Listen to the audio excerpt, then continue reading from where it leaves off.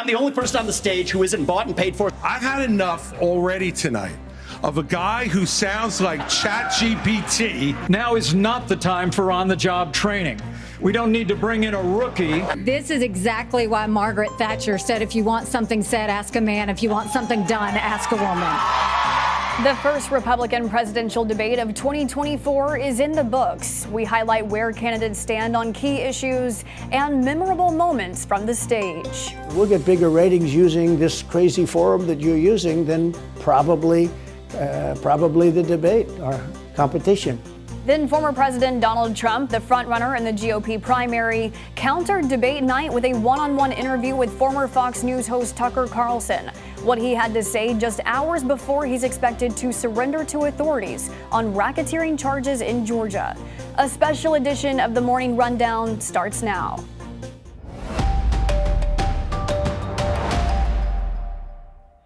This is Straight Arrow News, bringing you unbiased, straight facts. Today is Thursday, August 24th. Thank you for joining us on this special edition of the Morning Rundown, recapping key takeaways from the Republican primary debate and what the frontrunner Donald Trump had to say to supporters in counter-programming on the social media platform X. But first, we begin with the 8 candidates who took the stage in Milwaukee Wednesday night, taking hard stances on issues from abortion, the war in Ukraine, and Trump's indictments, and saying they aim to focus on the future of the party rather than distractions from the past. Let's begin with the issue of abortion. All candidates took a pro-life approach into the conversation. The contrast was in what role the federal government should play. Should the government ban abortion outright? Some say yes, including former Vice President Mike Pence, who said abortion is a moral issue, not a state one. South Carolina Senator Tim Scott would enact a 15-week ban, and Florida Governor Ron DeSantis would enact a 6-week ban at the national level, something he's already done in Florida.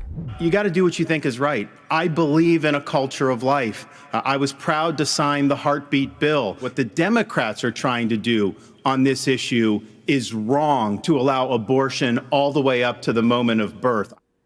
Former U.S. Ambassador Nikki Haley, the only woman on this stage, is pro-life, but is not for any abortion ban at the national level, asking her colleagues to find middle ground on an issue Republicans have lost ground on in swing states.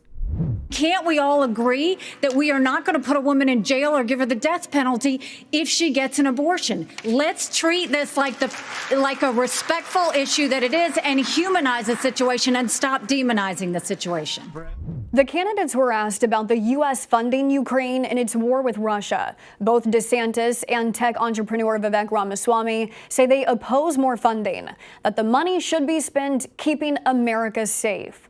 Former New Jersey Governor Chris Christie, Pence, and Haley disagreed, leading to one of the more heated moments on the debate stage last night.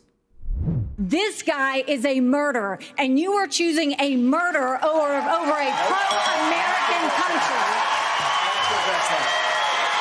First of all, Mr. Ramaswamy, you have 30 seconds. Mr. DeSantis, Nikki, I wish you well in your future career on the boards of Lockheed and Raytheon. I'm not on but the fact of the matter, and Boeing came off of it, but you've been pushing this lie. You've been pushing this lie all week, Nikki. There was a theme in last night's debate, Ramaswamy going head-to-head with the candidates on hot-button issues. Spars on the debate stage largely centered around the youngest presidential candidate. I've had enough already tonight of a guy who sounds like ChatGPT, and I'm afraid we're dealing with the same type of amateur standing on stage tonight. Come over and give me a hug. Give me a hug just like you did to Obama. Now is not the time for on-the-job training. We don't need to bring in a rookie. Let us be honest as Republicans. I'm the only person on the stage who isn't bought and paid for, so I can say this. The climate change agenda is a hoax. The climate change agenda is a hoax. That climate change comment caught the attention of President Joe Biden, who shortly after said on social media, quote, "Climate change is real, by the way." Then about an hour into the debate, Fox News anchor Bret Baier, one of the moderators, brought up what he said was, quote, "the elephant not in the room." Former President Donald Trump, who is facing 4 indictments, 2 federal cases, and then 1 in Georgia and another in New York. You all signed a pledge to support the eventual Republican nominee. If former President Trump is convicted in a court of law, would you still support him as your party's choice? Please raise your hand if you would. Candidates raise their hands, some slowly, except for former Arkansas Governor Asa Hutchinson and former New Jersey Governor Chris Christie. This was one of many contentious moments on stage as candidates began to polarize once Trump's name was thrown into the mix. Someone's got to stop normalizing this conduct.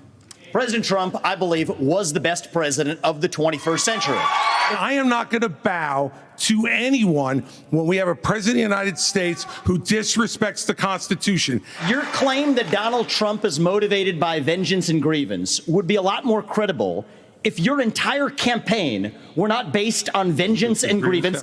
Booing is allowed, but it doesn't change the truth. It doesn't change the truth. Mr. Ramaswamy, you raised your hand. Former Vice President Mike Pence had his turn to defend his actions from January 6th before the candidates came to a consensus that this election is about January of 2025 and it's time to look ahead. The president asked me in his request that I reject or return votes unilaterally, power that no vice president in American history had ever exercised or taken. He asked me to put him over the Constitution. And I chose the Constitution, and I always will. Former President Donald Trump, who had qualified for the debate, did not show up on the stage despite being the GOP frontrunner. Instead, he took part in a pre-taped interview with former Fox News host Tucker Carlson that was posted to the social media site X just before the debate started. The interview has garnered more than 135 million views as of early this morning. It should be noted that X measures every person who saw the video appear in their timeline, not how many people watched it. Trump has said due to his poll numbers showing him ahead of all other candidates, he didn't need to participate in the debate. In the 46-minute interview, Trump went into further detail on his reasoning to skip it. And I'm saying, do I sit there for an hour or 2 hours, whatever it's going to be, and get harassed by people that shouldn't even be running for president? Should I be doing that? Speaking about the other candidates, Trump called former Arkansas Governor Asa Hutchinson, quote, nasty, and said former New Jersey Governor Chris Christie is running, quote, solely on the basis of let's get Trump. Trump told Carlson he is disappointed in his former Vice President Mike Pence as it pertains to what took place on January 6, 2021, and not sending the election results back to the states. Pence has said repeatedly he lacked any authority to do so. With the first debate over, the focus shifts yet again to the former president as Donald Trump is set to surrender to authorities in Georgia today on charges he attempted to overturn the results of the 2020 election in the state. Trump faces 13 counts, including racketeering and conspiracy to commit forgery and false statements. Fulton County District Attorney Fani Willis had given Trump and 18 other co-defendants until noon Friday to turn themselves in. On Wednesday, Trump's lawyer and the former mayor of New York, Rudy Giuliani, surrendered.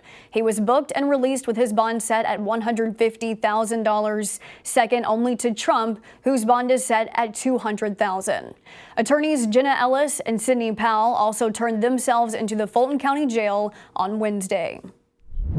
Thank you for watching this special edition of the Morning Rundown and for choosing Straight Arrow News as your trusted source. And now you can know the second the Morning Rundown is available with the Straight Arrow News app. The app is free to download in the Apple and Google Play app stores. Just search Straight Arrow News, then make sure to turn on notifications, and you'll get alerted each weekday morning when it's time to watch.